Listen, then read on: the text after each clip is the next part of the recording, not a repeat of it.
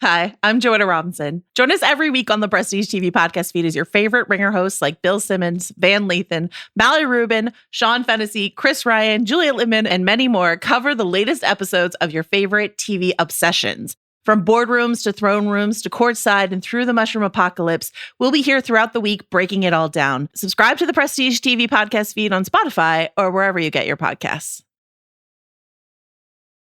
This episode is brought to you by Anytime Fitness. We may talk a whole lot about sports, but when it comes to keeping fit ourselves, there's definitely room for improvement. I hit this point early July. I was just like, I am not in good enough shape.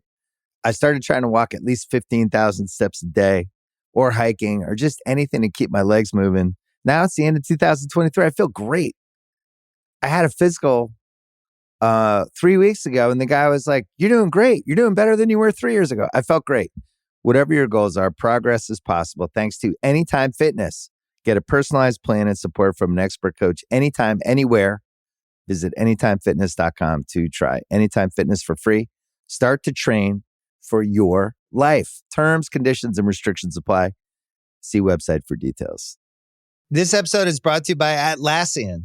Atlassian software like Jira, Confluence, and Trello help power global collaboration for all teams so they can accomplish everything that's impossible alone.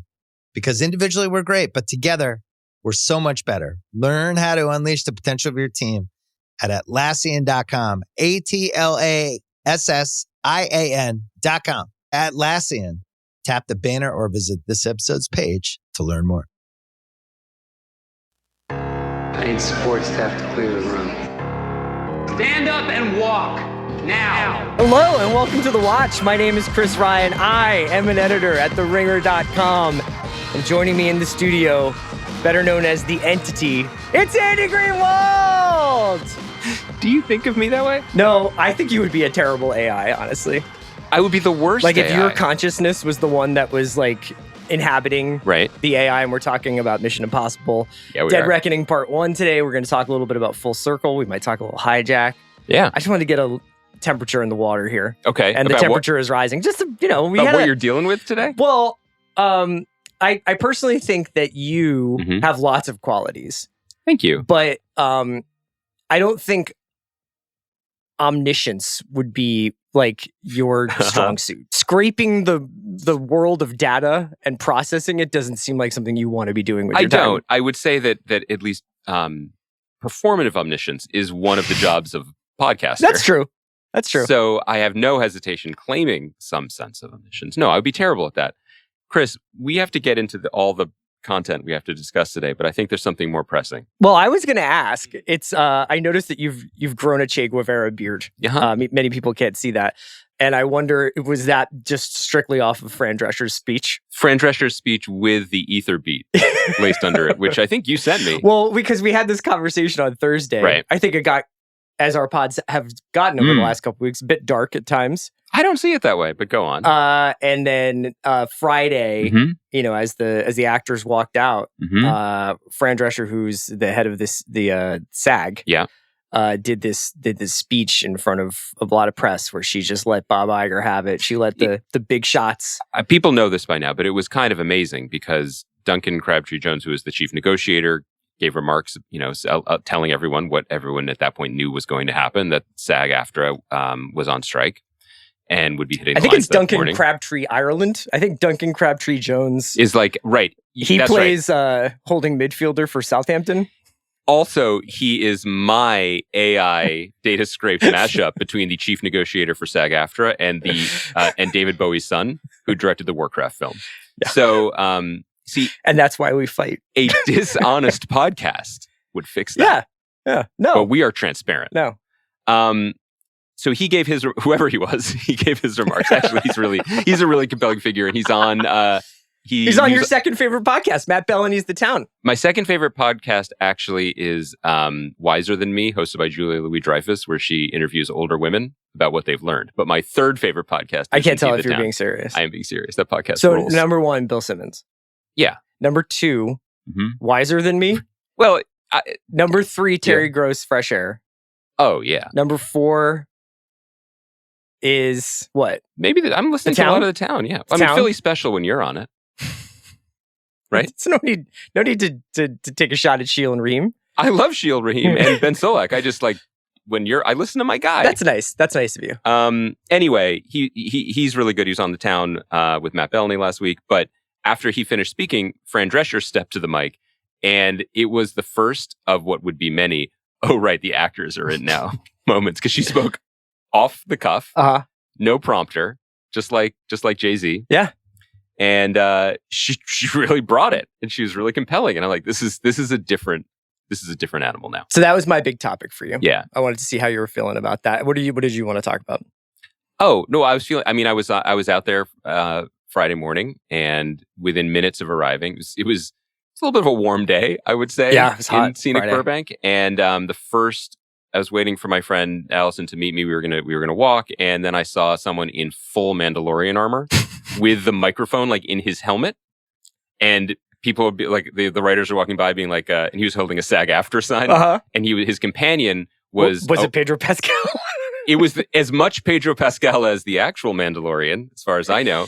And with him, his companion on the lines, also with a SAG-AFTRA sign, was a woman who was like a Lady Greedo. And they were wearing like full leather, full cosplay. And I was like, this is different now. This is going to be cool. This is going to be cool. This is cool. Yeah. Well, anyway, it was awesome. It was awesome. Because there's so many more people out. The energy is very different. And I think this is going to change things. Yeah. And I'm pretty fired up about it. Yeah, I was at Sun Valley this weekend. Oh, yeah. What was the mood? Lots of people were talking about the Mandalorian guy outside of the Disney gates. They're like, guys, how are we gonna come back from this? That guy has a code. That guy has a code.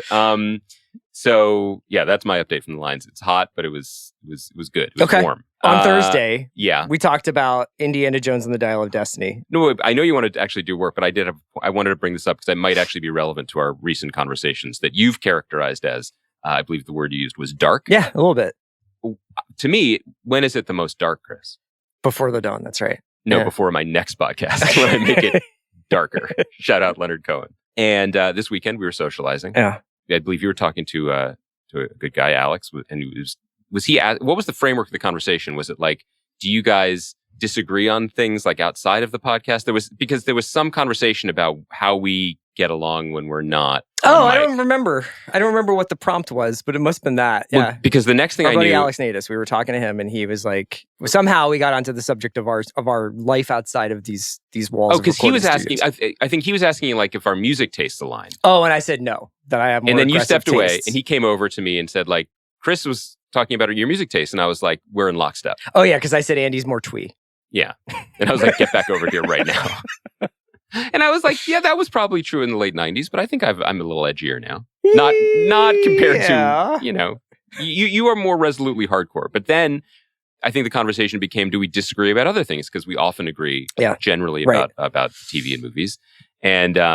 And you were saying, for example, that your favorite pizza in Los Angeles is some Detroit nonsense. Dough Daddy. Yeah. And I gave you a look. Yeah. And can I quote you, or do you want to say what you said? No, I don't like how you don't allow me to have like my things. It's just like, I don't like how you have like a very defined sense of aesthetics that I think applies to almost everything in the world. Right. And you like aren't like, oh, that's cool. You like that pizza? It's like, no. And I'm just like, it's not your mouth. You're not eating the pizza.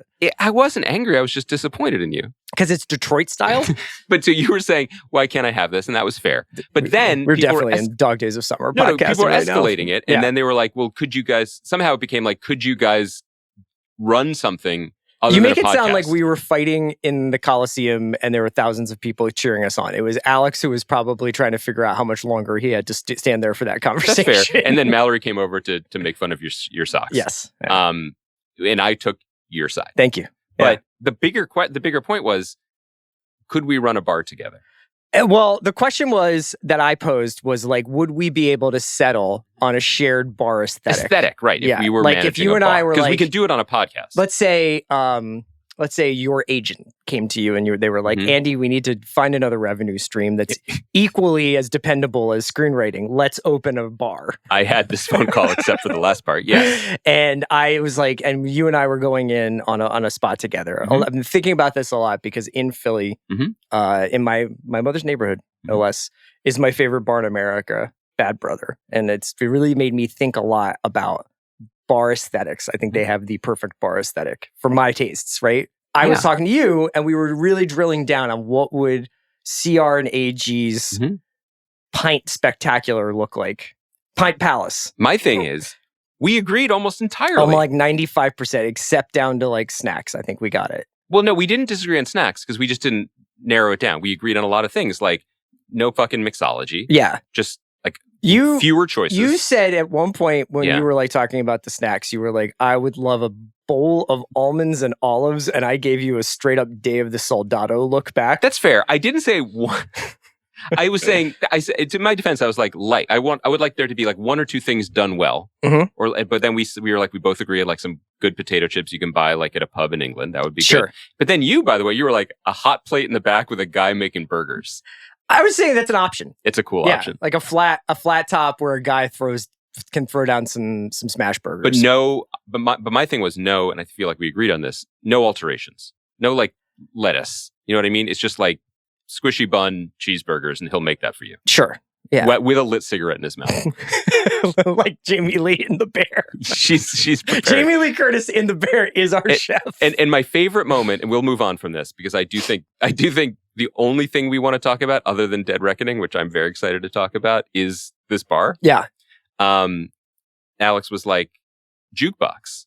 And we both gave him the Detroit pizza look. Yeah, well, no, I first of all, like my Detroit pizza look is my look. 2 thumbs up. You gave him my look. And I said, fuck no. I'm not interested in other people's ideas about what they want to listen to. Now, when I was young, open a bar, I was young and we would go to like Boat or Great Lakes or whatever, and the jukebox would be there. Did I go on some legendary runs? You're damn right I did. But I'm pulling up the ladder, man. Like we're not doing this. Like when you see nephew Kyle at Frolic Room and he's like, I'm on song 52 of my run here. I'm like, that's not what I'm interested in my experience being. I want the bartender to put on a playlist that he has decided is the vibe of the night. And we have the same vibe. We were like, we're going to play Tom Petty's Damn the Torpedoes every night 3 times. People talk about your presence on the jukebox at Commonwealth in like 2003, like they talk about Gonzaga in certain tournaments. You know, you just ran through. I invented the fucking McConaughey smoking gif from True Detective because it was me the first time they started digitizing jukeboxes, and I was just like plotting a goddamn ICBM launch. Those were the days. Okay, so fucking Archers of Loaf, but then Otis Redding, but then this. Be on the lookout for this. Be on the lookout for this. Just sorry. This is Kai's first time producing us, and I'm sure he's enjoying himself quite a bit. Oh, did we tell him to start? I thought we were starting now. Here's what we're going to do. We're about 9 minutes into this. I feel bad. On Thursday. I feel great. You were like, we have a necrotic dying culture. I said it. And then on Thursday afternoon, immediately after recording, you went and saw Mission Impossible, Dead Reckoning Part 1, and texted me as soon as you got out of the theater, and you were like, can we start recording right now? We are fucking back. Hollywood's back. I want you to let them know we are back up. I saw it Friday. I loved it. You know, I wanted to ask you something, though. Yeah. How can I be taken seriously? Do you think that your reaction to those 2 films speaks to the thing that I was talking about that I don't think is even exclusive to you? It's this idea that we're swinging from these poles of it can either be the saving grace of cinema itself or the thing that is planted inside of it to destroy it from within. Like, was Mission Impossible Dead Reckoning just really good? We don't have a middle anymore. And when you say we, do you have a mouse in your pocket? What? Do you have a mouse in your pocket who's we? America. Okay. Why would it be a mouse? No, you've ever heard that phrase? Like a little friend? Somebody's like, we can't do this. And it's like, do you have a mouse in your pocket? Like I've never heard. Who has said that? I think my wife. Okay. I think it's like my wife thing. What? That's incredible though. So like I would like to commission a full report, a house report on this. Like, but point, Jack Smith can investigate this because that is a wild phrase that I'm into. Yeah. But with the confidence with which you just said that to me. Was completely. I think that you're right. Like if you guys think, do you have a mouse in your pocket is a cool phrase, send your replies to @Andy Greenwald on Twitter. You'll get a vibrant response. Yeah. I think, Yeah, I think that is one way to look at it, that everything is too extreme. It's either the best or the worst. That's both generally how I react to things, but also where we are as a culture, because there's not that much middle ground anymore. Yeah. In terms of, but not just in terms of consensus, but in terms of quality. I also think that I thought that, I don't want to bury the lead. I thought Dead Reckoning was great. It's bangers. It's great. I thought it was great. And I thought it was great in a way that I'm interested in talking about specific to it, but then also it reminded me how hard it is to make things that are good, certainly on this level, but that quality, I think, does show and does win out. And I think the reasons for doing things also matter, Tell me a little bit about your relationship to the franchise itself. I have seen all of them. Have you long held it as like the crowning? Yeah. No, and in fact, I feel like I'm certainly part of the larger conversation shift towards that. I think when McQuarrie took over in 15... McHugh, yeah. I mean, that's what Big Picture hosts call him. That's what they call him on set. They're like, McHugh came up with this idea that... McHugh, what do you got, a mouse in your pocket? Yeah, right. Is that the vibe on set? I wondered if that's like the way, like, Bill calls you CR, but I've never heard anyone else call you CR. So like on set. A lot of people, I think, now do that. But not a lot of people, like, it just in my life, like, I feel like... They do? Like Amanda calls me CR sometimes. Amanda calls you CR? Yeah. Go ahead. What were we going to say? Hold on, I got to text Amanda.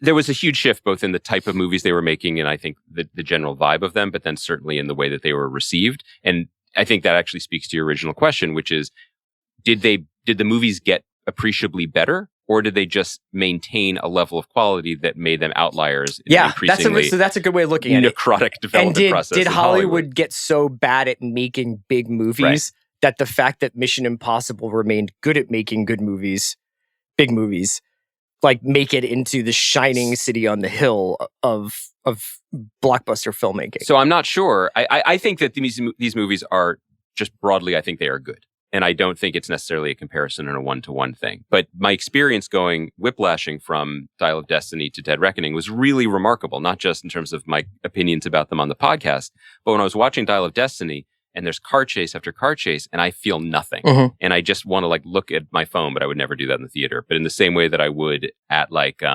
with the Marvel action scenes. It's like, this is time to power down that's for a while. Like comparing like single A baseball to like the 27 Yankees. Although the Clearwater Threshers are crushing it in the Phillies. I sent you an article about it that I don't think you read. But my point is about that. I was wondering in Dial of Destiny if it was me.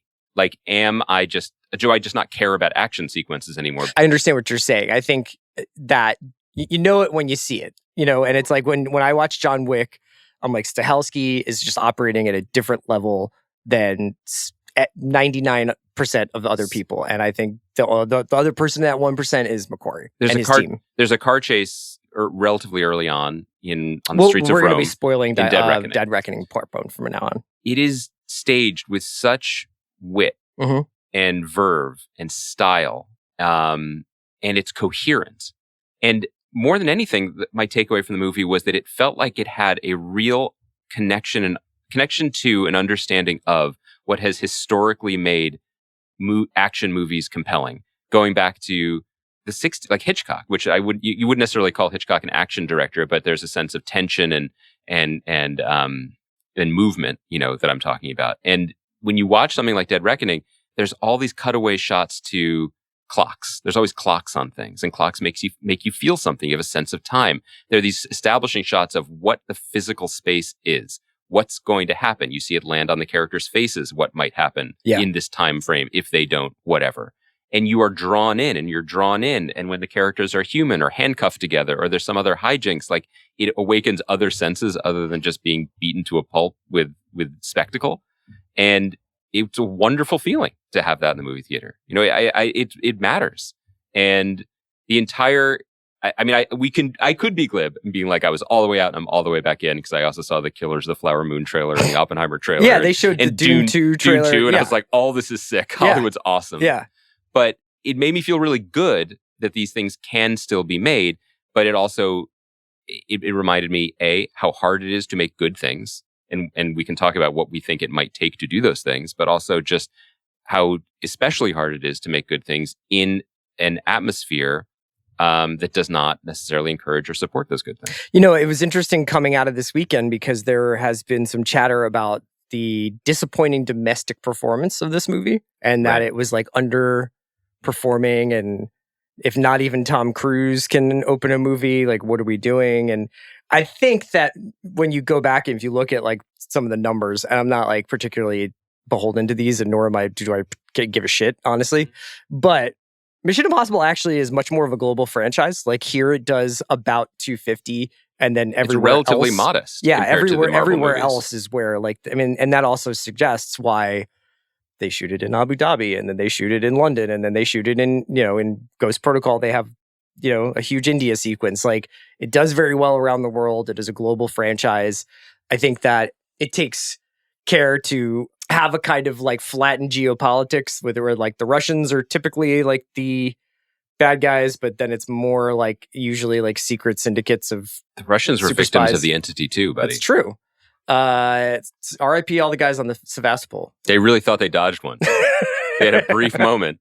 We did it. There was a lot of that. I'm trying to pick at something here that I've been having a hard time articulating, which is basically that when Ghost Protocol came out, which is the Brad Bird movie, and especially when Rogue Nation came out, I think by the time Fallout came out, we had sort of established like this revived fascination with this franchise and with Tom Cruise as the last action hero kind of thing. That's when that narrative really took hold. And I was interested to see that in the sort of adjacent chatter to this movie coming out, Fallout is considered to be the best of them. Yes. And I think I've seen some people say like it would be impossible for it to reach the heights of Fallout because you probably die as a human being making Fallout again. Right.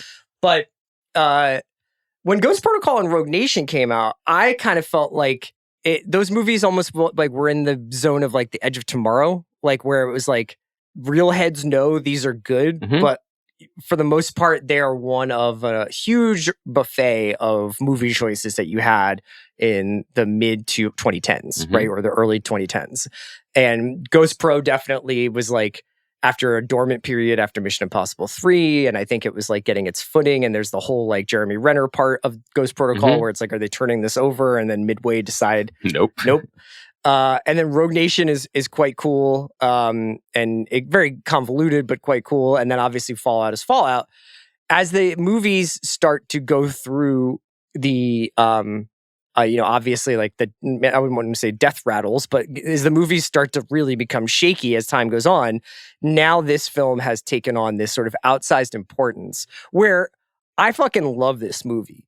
But this movie is almost like a self-erasing algorithm when you're watching it. Like, do you remember that there's like a whole sequence in the desert in this movie by the time you get to the 90th minute of this movie? Oh, I remember nothing about any of the movies. Right, because it actually, as a story, as a narrative, it's not like 1 + 1 = 2 in this movie. It's basically like listening to a playlist of a movie. It's like greatest hits of a movie. And it takes whatever it needs and discards the rest. So in this movie, in part 7, for the first time, it suggested that part 1, that Ethan Hunt had a life before the first movie. Yes, and it retcons this Isai Morales character as a villain that's haunted him his Gabriel, whole life. Yeah, I can't wait to talk about Gabriel. Let the boy watch. It basically dismisses the Michelle Monaghan marriage plot, which was resolved in the last one. Because they've done a bunch of Bondian kind of like writing in like. The Michelle Monaghan's dead for most of Ghost Protocol, but then is back, and then she's back at the end of Fallout. And then she's back at the end of Fallout. But I guess there are a couple reasons I think before we get into the specifics as to why I really think these movies are good. One of which is it absolutely. I think this is Cruise and McHugh. I'm going to try it. Doesn't feel great, but I'll try it. Absolutely know what movie they're making and what movies they're not making, and because of that. The ratio of emotional, I do this for my friends, with just almost like utilitarian expositional conversational dumps versus just action, like it's correct. This movie takes itself just seriously enough to land, but it is light on its feet. That's very hard to do. And I think it understands that. Another idea that's occurring to me almost as we're talking is in a moment when filmmaker after filmmaker walks into Marvel and then does the press circuit and something that we love to make fun of where they're like, well, this is really our parallax view. or Secret Invasion is our Le Carré story in the MCU. You know, all the things that they themselves probably do like, that they claim they are riffing on or whatever. Mission Impossible might be the only actually film literate franchise of the modern era, not just because it almost began as an attempt to bring in film POVs, right? The first movies, a De Palma notorious film. sensibility with a franchise's legs. It's De Palma, it's Woo, and then it was J.J. Abrams and Brad Bird, and you know, even if the last two don't necessarily match up to the first two, they have very specific aesthetics that they brought to the franchise. Yeah. The thing that McQuarrie seems to do, and I don't really know that much about him. I've listened to him on podcasts, including talking to Sean, and he's very erudite and witty about how these things get made. He clearly, like Tom Cruise, loves movies. And so when he sets the beginning of this one in a submarine, you know he had a blast rewatching Hunt for Red October and Crimson Tide and whatever else, and maybe Kelsey Grammer film Up Periscope or Down Periscope. I think that was the prequel. Yeah. And Tarantino's print of that, though. You have to watch that. At the New Bev at 10 a.m. He's excited to play with that and bring it to the franchise. The finale of this movie on the train is legitimately breathtaking and thrilling, and does make people are like, oh, it's a thrill ride. When I go on thrill rides at amusement parks, usually the best ones make you laugh. Like, you cannot believe you have a loop-de-loop or whatever. That scene made me laugh because it was so exciting, and it was classy, and it had like a sense of filmic storytelling and language that in a classy, he's doing that. Yeah. It is aware that it is a movie in a really exciting way. It's not just saying, I had OpenAI scrape what is movie and then showed up to set. It was interesting because, so obviously Andy and I are spoiling now some major plot points of this film. So if you haven't seen it, I think we can't discuss it anymore without really revealing some stuff. And I wanted to get to one that's sort of the main spoiler of the movie, which is the scene in Venice where Rebecca Ferguson's character, Ilsa, gets killed. Right. Although I've seen some speculation that they're going to try and that she's going to be revived somehow.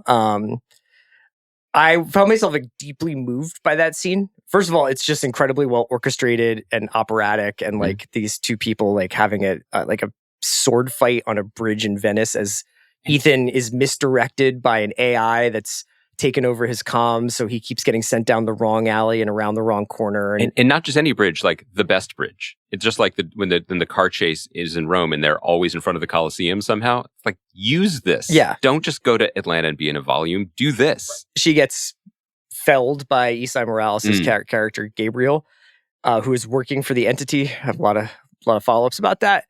And I was like, fuck, this is like really amazing. Like, this is like some Sergio Leone, like, beautiful showdown shit. And I was like, who the fuck is Ilsa? Like, I was like, I don't remember either. Let me tell you something. I have watched multiple times within the last 3 years, Ghost Protocol, Rogue Nation, Fallout, and I've seen this once. I don't know that even I, who actually cares about like trying to be like, what did the Syndicate want? And how did he pretend to be John Lark? And all this other stuff. I don't really know like who Ilsa was. And also, like, I'm sad that she's dead. But it was just one of those things where it's like, you can have almost every gesture towards, like, you can get very far on gesture alone without actually having the baseline of like, oh, the audience has developed this like multi-year relationship to this complicated character who's always playing her allegiances one way or the other, and you're never sure where she is, but she seems to have finally righted the ship. And right then, as she sacrifices herself for the greater good, like, that's when she loses. And I was like, yeah, I guess I get it on that level. And I'm obviously very like emotionally invested in this scene, but I actually have no idea why she went to the bridge other than it was written by the entity that it would happen. But also, that's what movies are good at. Yeah. Like, one of the things that has broken movies, if not entertainment, is the comic book sensibility of everything has a backstory, and there's an asterisk in the word bubble that says, remember that, dear readers, from Avengers 271? Who cares? Some people, and that's great for them, and that's a fun rabbit hole to go down. But you don't actually need to know these things, because visual storytelling can compel you without the burden of too much information. And I think they understand that very, very, very clearly. That we understand everything we need to understand about the Ilsa Faust-Ethan Hunt relationship when they stand at a balcony in Italy for 12 seconds. Yeah. 12 seconds that, I'm sure in a different franchise or in a different moment, that would be the first thing that you'd be advised to cut. You have that moment and they're there together. We get it. Yeah. Done. Yeah. Fine. Anybody could walk into this movie and get that that's a tragedy. And the other reason is because it's Rebecca Ferguson. And she's good. And that scene by the way, one of my favorite subgenres of movie scenes is AI future raves. Anytime there's a big party where people like in pansexual robes are raving, I am all in and I love it. And this one was, the DJ was an AI. Terrific. Terrific. In that scene, you have our guy TC and Isai as Gabriel. Mm-hmm. And you also have Rebecca Ferguson. Mm-hmm. You have Haley Atwell. Mm-hmm. You have Vanessa Kirby. And yes, Pom Klementieff, who might be the MVP of the movie. Yeah. So you have all four of them. Yeah. They're all awesome. Yeah. And it's an embarrassment of riches because, again, like McQuarrie's casting people who are really, really, really good and going to be good at this. And not to take unfair backward shots, but like I don't know about Pom because French is her native language, but she's very good in Guardians as Mantis. The other three, any of the other three, I think would have been better in Dial of Destiny than the beloved Phoebe Waller-Bridge. I really thought about that. Not because I don't love Phoebe Waller-Bridge. It's that I do think that being a contemporary action star is a skill set. Yeah, right. It's a skill set to be Haley Atwell and to be clever and charming and also fierce and balletic and able to pull off these things in a certain way. Ferguson is the best at it, maybe. And I like, again, that when they make Mission Impossible, they respect what it is that they are doing. They are not looking down on it, but they are casting up towards it. And I feel like that was really just baked throughout the entire thing. I've been thinking a lot about the mechanics of modern blockbusters and action movies specifically, because my other favorite film of the year so far is probably John Wick Chapter 4. I mean, I talked about it on Big Picture with Sean and Amanda. It's not dissimilar from Dead Reckoning in that it is essentially a 2.5-hour collection of truly awe-inspiring, like take me to the temple and show me this action scenes with relatively sleepy or forgettable chamber dialogue scenes. And it's an inversion of what like kind of movies sort of are supposed to be in some ways, where it's like these giant sort of set pieces like subsume the rest of the film. So that I do think it's like pretty enjoyable to just kind of sit there and every 12 minutes you have your mind blown, but in between it's going to be Simon Pegg and Ving Rhames being like, we're doing it because we're friends, because we believe in you, Ethan. And you're just like, whatever. I honestly, like, this is cool, but like the idea of trying to like divine like some kind of like through line of their, what their friendship is and what they mean to each other. I am generally contemptuous of this idea, but I actually would be interested in the Paramount Plus prestige drama that just tells the story of Luther's life in between the movies since 1996. Somebody should do the Luther cut, where it's just Luther's scenes throughout these movies. Didn't where did I read somewhere that like it's possible that Ving Rhames has not been filmed standing up? I know. Since 2010. That Tom Cruise was like, look, buddy, you're never going to have to stand in a movie again. Or I got you. I think be in a movie other than these. I'm sure he has a great life. Yeah. I mean, he gets to travel the world. He gets to sit in vans all over the place. So my point was more just that, like, when you think about a film like, say, War of the Worlds, another Tom Cruise film directed by Steven Spielberg that has 5 or 6 amazing jaw-dropping sequences, there's also this incredible investment in the relationship between Tom Cruise and his kids as they try to repair their relationship on this road trip to get from New York to Boston, which, you and I have done that trip and we haven't repaired shit, so shout out to Steven Spielberg. This bar is going to be a reality show. And yeah, so have we quote unquote lost the ability to make a movie like that, or like The Fugitive, where you're as equally invested in Dr. Richard Kimball as you are Dr. Richard Kimball jumping off a dam? Yes, I think we have lost a little bit of because I don't know that they really, I mean, like, part of it is that McHugh apparently does a lot of like, we'll figure it out when we get to set, and we're gonna write this movie as we go. Haley Atwell's talked about like, I didn't really know who this person was. They kind of cast me for me. We did a lot of stuff that's not in the movie. We did stuff on the day of that I didn't like that I then had to like revise. Also, remember everyone's like, it's going to be great for Paramount because they're going to knock these sequels out and just film them back to back. And they started filming this one in like 2020. And first headline when the SAG strike hits is that Mission Impossible 8 stops. Oh my God, are they still shooting it? Yes. Oh, fuck. God. Still shooting it. So it's maybe not cost effective. To your point, you're asking the right question, I think, in terms of what we should expect from our entertainment. I would argue that something like Spider-Man No Way Home, which, I think generally we would be castigating because we are looking for something that can, we're looking for a movie that can do both, that isn't big franchise or like big IP. But that movie did. Mm-hmm. I was compelled, and that's the secret sauce of Spider-Man as a character, that I cared about Peter and MJ and et cetera, et cetera. I think ultimately it's not fair to expect that of Mission Impossible because, again, Mission Impossible knows what it is, and it is the cinematic manifestation of Tom Cruise's mania. Yeah. He's a piston, and this is the train car. And that scene when the locomotive goes off the exploding bridge and it's little gears are pumping. I'm like, that train Tom Cruise. looks like Tom Cruise running. Yeah. So a Tom Cruise movie, War of the Worlds, is an outlier. It's also more of a Spielberg movie than it is a Tom Cruise movie necessarily. This is a Tom Cruise movie, and he is doing this I guess for us. That's a good point. He hasn't made movies with, he spent a lot of the 90s and aughts making films with the biggest filmmakers, with Paul Thomas Anderson and Steven Spielberg and all these people. He was just working with all the great directors. And as various different things have happened over the course of his life, and I think he lives a different kind of life now. Mm-hmm. He works with Christopher McQuarrie on everything. On everything.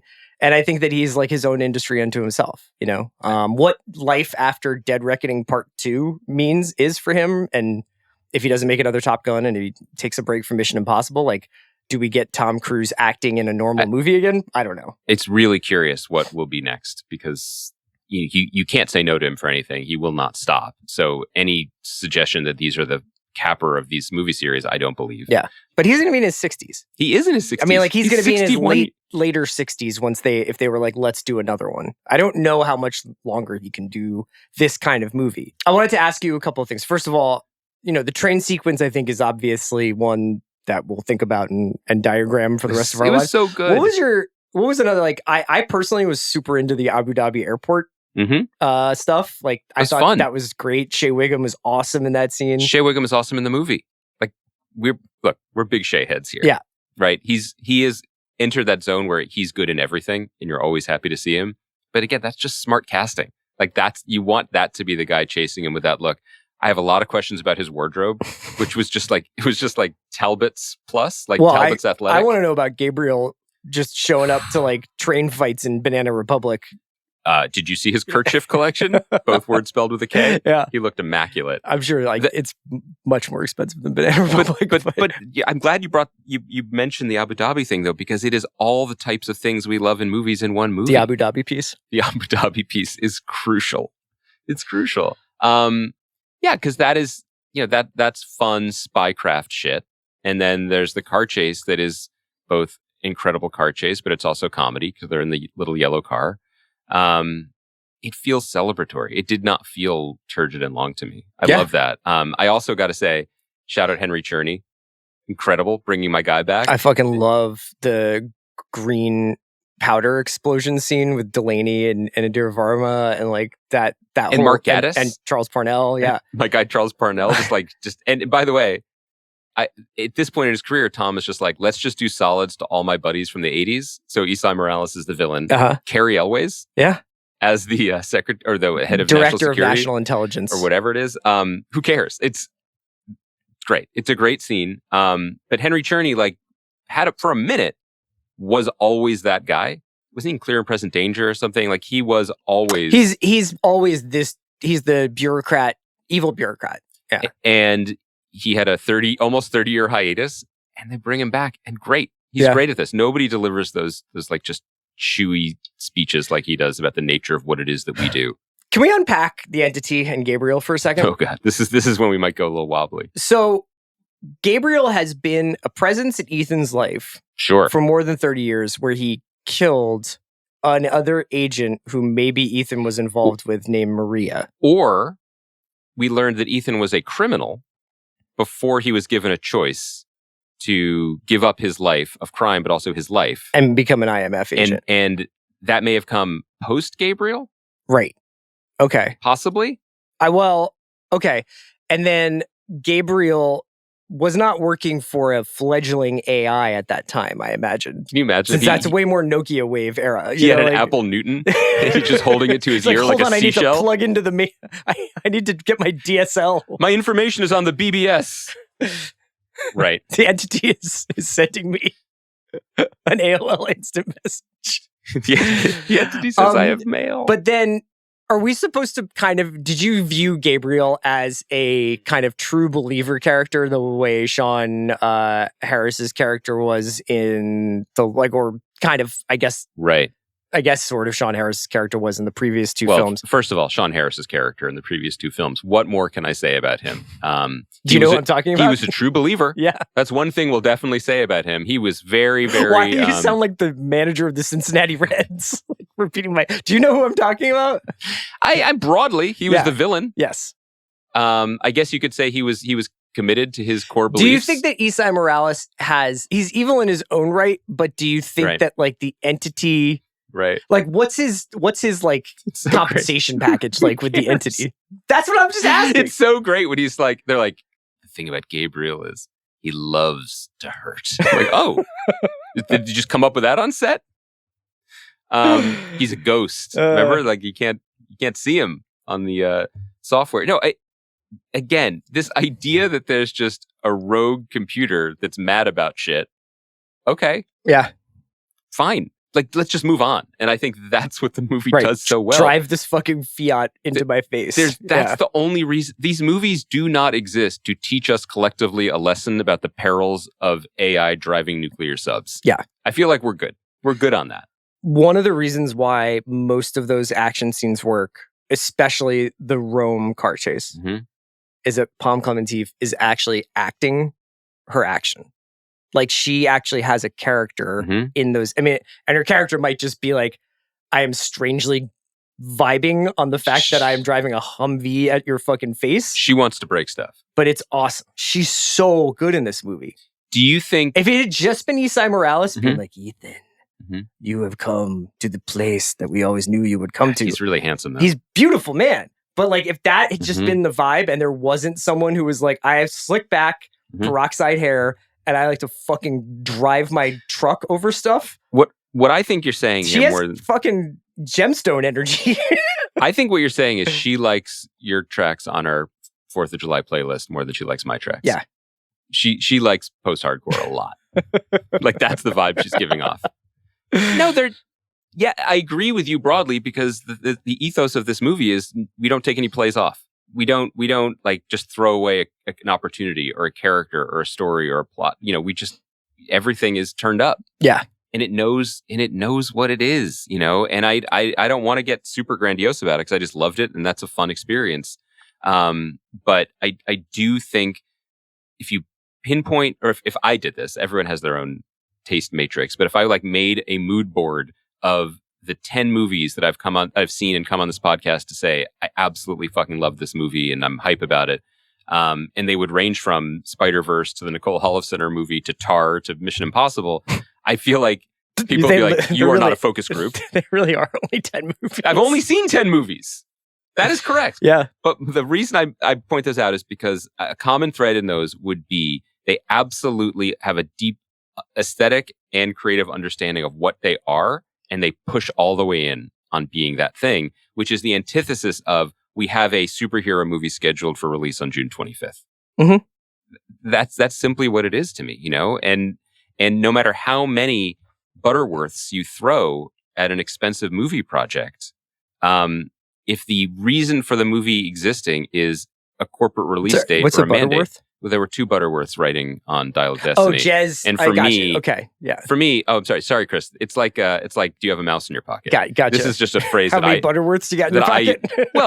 It is in the Kathy Kennedy, who runs Lucasfilm playbook, right? Which is if there's a problem, you throw talent at it, which has worked historically in Hollywood. Sure. You know? Yeah. I don't mean to make light of that as an instinct, but if you're going to make an Indiana Jones movie and then she just pushes all of these talented people into it to try to make the best of it, you're not going to end up with the best of anything. You're going to end up with what you end up with.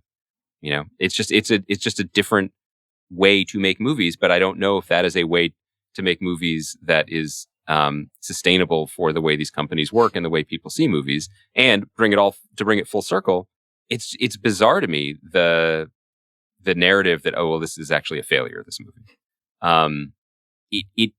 It didn't save Hollywood for the second straight year.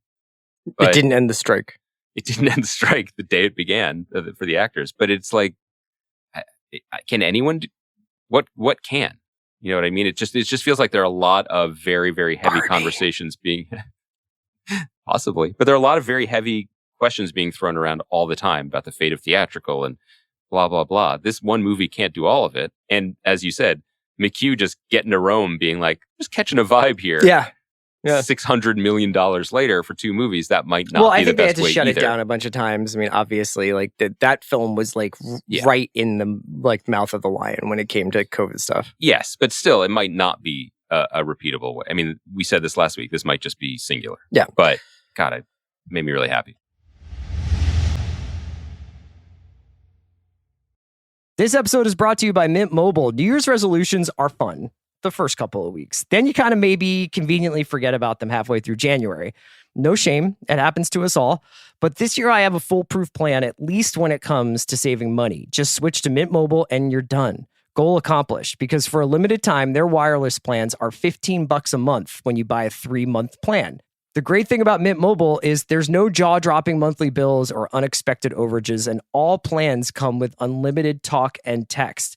Get this new customer offer today at mintmobile.com/watch. Additional taxes, fees, and restrictions apply. See Mint Mobile for details. This episode is brought to you by Rakuten. If you're shopping while working, eating, or even listening to this podcast, then you know and love the thrill of the hunt. But are you getting the thrill of the best deals? Rakuten shoppers do. They get the brands they love with the most savings and cash back. And you can get it too. Start getting cash back at your favorite stores like UGG, Samsung, and Expedia. And even stack sales on top of cash back. It's easy to use, and you get your cash back through PayPal or check. The idea is simple. Stores pay Rakuten for sending them shoppers, and Rakuten shares the money with you as cash back. Download the free Rakuten app and never miss a deal. Or go to Rakuten.com to start getting the most bang for your buck. That's Rakuten. That's Rakuten. This episode is brought to you by the new true crime docuseries American Nightmare, only on Netflix. In 2015, the Vallejo, California Police Department received a strange phone call about a kidnapping. But when the truth is stranger than fiction, you won't know who to trust or what is real. A fast-paced true crime thriller with cliffhangers at every turn. Watch American Nightmare now, only on Netflix. TaxAct knows you don't look forward to taxes. TaxAct doesn't even look forward to taxes, and TaxAct is a tax software company. It's basically TaxAct's whole thing. If TaxAct did things over, maybe TaxAct would end up teaching kindergarten or leading fly fishing tours. But that's a different story for a different ad. So why don't we just agree that taxes aren't fun, but you still have to do them? TaxAct's filing software can help you do that. TaxAct. Let's get them over with. What do you want to talk about? Would you like to talk about Full Circle episode 2, or would you like to just touch on Hijack? I do have a Hijack point I'd like to make. I think we should touch on both. I think going from our action brain to TV action brain and Hijack is not bad. You know how, like, when you're watching Mission Impossible and you're just like, I'm not even going to really try to kind of fill in the blanks here or make this make sense, because what are we talking about, you know? So last night I was watching Hijack. I was watching episode 3. Mm-hmm. I fucking really like this show a lot. Yeah, me too. I am mesmerized. Like, this is like an old school Harrison Ford performance from Idris Elba. Like, I'm starting to get like a little distracted where I'm like, if you just want to sit in your plane seat and badger the guy next to you for the entire time, like, that is actually entertaining television. But all the stuff that happens in this show, so my wife was like half watching, And she would like look at her phone and then she would look up and then she'd be like, well, why haven't they done this? And I was like, they actually addressed that. Like, it is pretty watertight so far. Right. As crazy as it is, I don't know, I'm sure maybe you've watched episode 4 or 5 and it's going to get like less explained or like, a little bit more far-fetched. But so far, and the 3 episodes that I've seen. I mean, there are things like the pilot, they catch the pilot chatting with another passenger while playing a pirate game. And they're like, who are you talking to? And then he says nothing and they hit him with a gun and they forget to ask him again. Yes. Right. There's a little water leaking through there. Okay. Yeah. But that doesn't bother me. Right. I guess what I'm saying is they could also just have the pilot could just be in the cockpit with a guy with a gun to his head the entire time. And it could be like, don't you change the course. Yes. Every time they radio, say something. It's a TV show. I'm just saying that the whole thing with the blanks. Yeah. I was like, this is pretty cool. I thought that's where I want to start. Sorry, and this is for episode 3 on. Like, I hope people are watching Hijack. I guess I would say my argument for why I like the show isn't that it's accurate to the lived experience of hijacking, or that they've thought of everything. I think they thought of enough, and the rest they get by with gumption and Idris Elba. Yeah. And didn't you guys have a word on Big Picture for this type of movie? Like the Gerard Butler movies? Sky trash. Yeah. I mean, isn't this sky trash? It feels more like a British thriller in the air to me. Yeah. I think a lot of what we're seeing is essentially like a very well done, however many, I think it's like 6 episodes. 6 episodes. A very well done 6-episode British thriller that they then put Jobs money on. And so they were able to get the fucking full Dubai Air set. And so it's just Kingdom 2-9 is like, it feels enormous, but for the most part, there's a version of this show that's just Archie Punjabi running around London, being like, I'm on the phone, I'm on the phone. It does have the energy of some of the BBC shows. Like, it's not unlike Vigil. I agree. It just has a bigger budget and a bigger star. I agree. Similar to what I was saying about movies, like, I just feel like they knew what they were making. Yes. And they enjoy what they're making, and there's no nose. They're not holding their nose about any of it. Like, this is the type of story that it is, so let's go. And I find it really entertaining, really compelling. I'm enjoying it much more than I thought. I felt like we'd just check it out on a lark. I wanted to ask you a question. It's fun. And I don't mean to make light of any kind of hijacking situation. No, God forbid. But since we're talking about a show called Hijack, I thought I'd throw this hypothetical at you. Right. Were you to be on Kingdom 2-9? What was I? Can I get a little background for my character? What was I doing in Dubai? Stopping over on it's like your connection from maybe you were going to Asia, maybe you're going to Safari. I don't know. Maybe there was an art fair that I wanted to check out. Sure. In Dubai. Yeah. So you're in Dubai. You make your connection. I'm gonna put you in premium economy. Is that like Comfort Plus? Yeah. Like, I'm not like I get a sandwich. I'm not giving you Delta One, but I'm giving you like a nice enough seat. Okay. So middle of the plane. Right. Towards first class, not in coach, whatever. And this happens. When do you start, like, I guess I'll just read my book, or I'll watch Inception? Like, when would you start to be like, I'm thinking about anything else but what's happening? Thank you for this question. I've spent 40% of my time watching the show running through some scenarios. Yeah. Kind of like Doctor Strange at the end of Infinity War. Yeah. And finally, in episode 3, I did feel represented on screen because we do see a woman who is just furiously trying to listen to a headspace meditation app. That's what I would do. Because the usual avenues towards blacking out reality were not available to me. I don't believe the beverage service had begun, and I don't know what kind of how robust the mixology program in air from a Dubai flight is going to be anyway. So that's not going to be possible for me. The bloke in 18C with the pills, I don't think he's near me. So I don't feel like I can get anything from him. So I would definitely be scrolling through. But he collected the phones, didn't they? Yes, no phones, no Wi-Fi. So I imagine maybe movies aren't playing. I don't know. But on some airlines, they have like an audio component in the onboard entertainment. I know, they have some ringer pods on some planes. Yeah, they have some ringer pods. Yeah. Just some. And they have a couple like Headspace meditation apps, but I feel like none of them would be relevant to So You're Being Hijacked at this moment. But I would do that. What would you do? You're a pretty chill flyer. I'm a chill flyer, but I am like, I like to stretch my legs and I like to go, honestly, take a leak. Like, I just, like, if I'm like if you're going to be sitting for that long, I'm just like, I'm going to get up and go to the bathroom, just walk a little bit.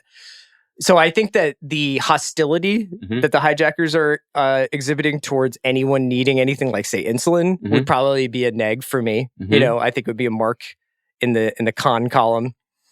But I was trying to figure out like at what point would my like undiagnosed ADD kick in, and I'd just be like, well, I guess I'm just gonna start writing down every Premier League player I can think of or whatever.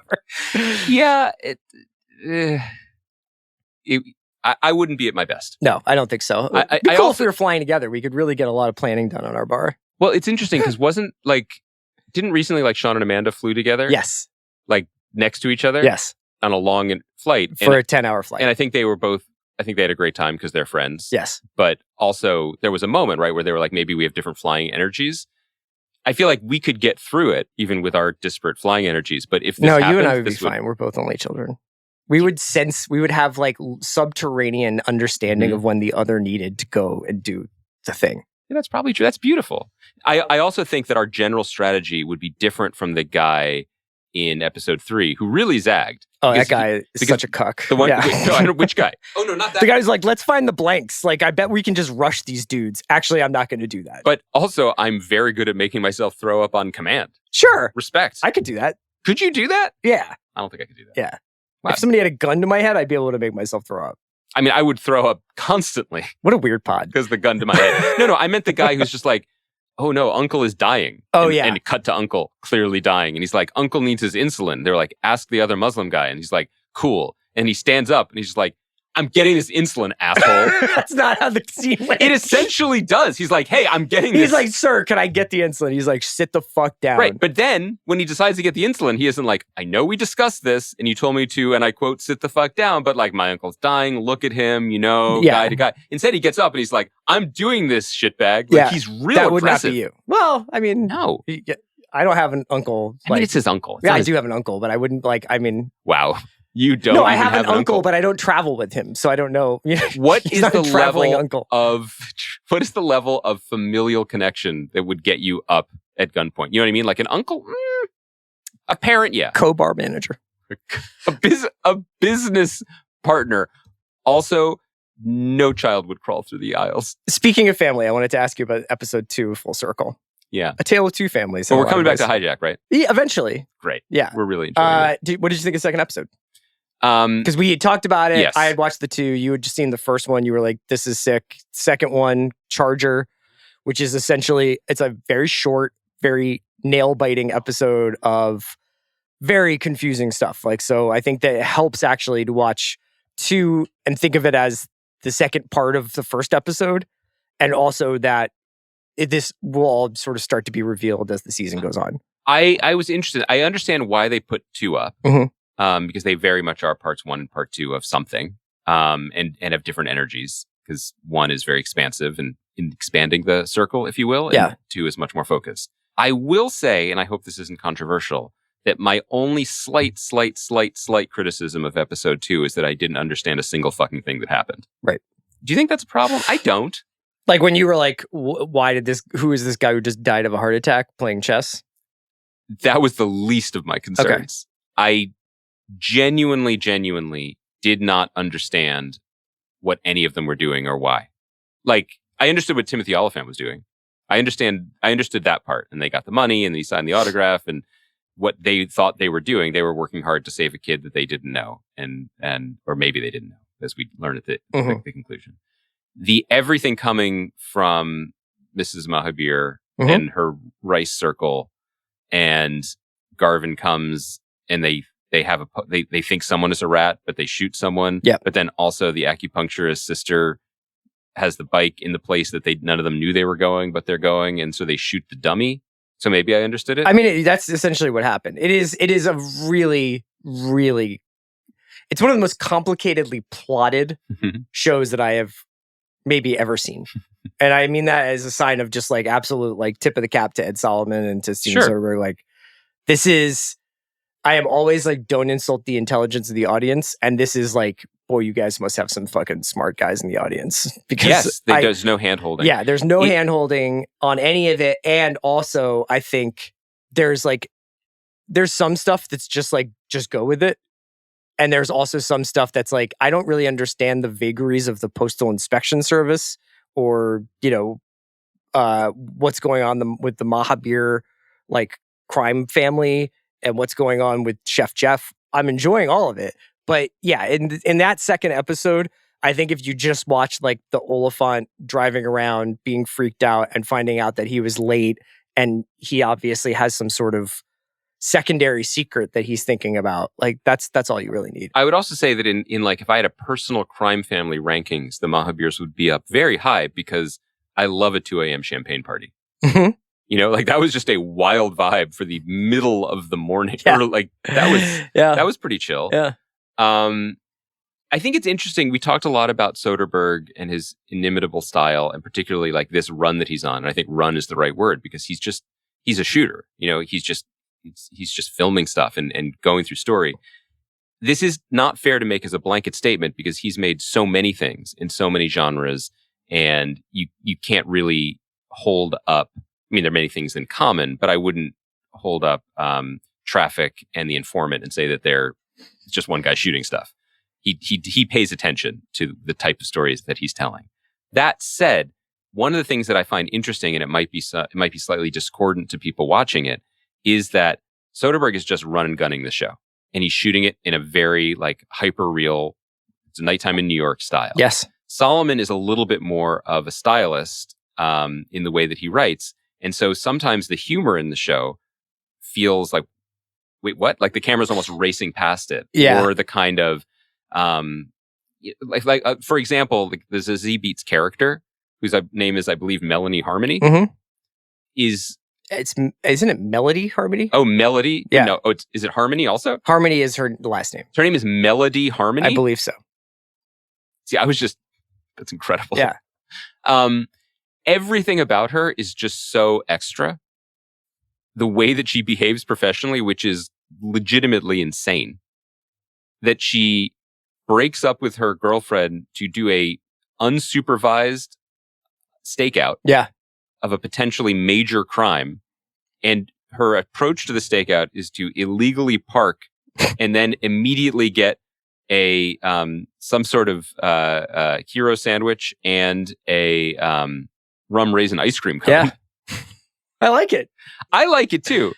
It's all the details. It is the details. This is what I love, but I'm just trying to like almost devil's advocate be like, it's really, it is just, I like this. Yeah. But I think it's interesting the way Soderbergh never pauses to like wink, wink, that this is a little bit of extra here. Right. You know what I mean? No, I know what you mean. He's just running it all through the, fuck it, we're making a thriller fast and loose filter. I'm still in. This one's I'm also only, I think, 6 episodes. So it's like the summer of limited kind of time investments. Why don't we wrap it up there? Do you carry an extra phone charger? Yeah, I do. Smart. I think I have 2 in my bag right now. Can I borrow one? On Thursday's show, why don't we do this? Okay. We'll talk a little bit about Justified.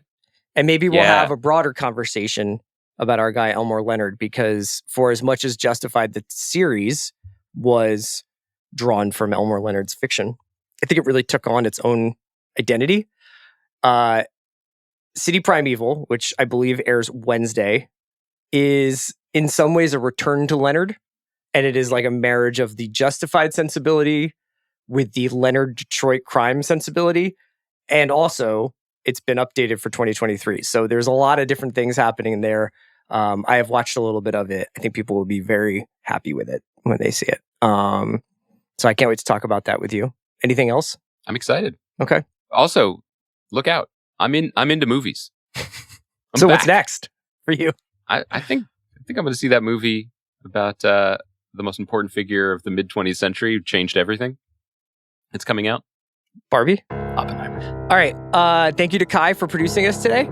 And we'll be back on Thursday.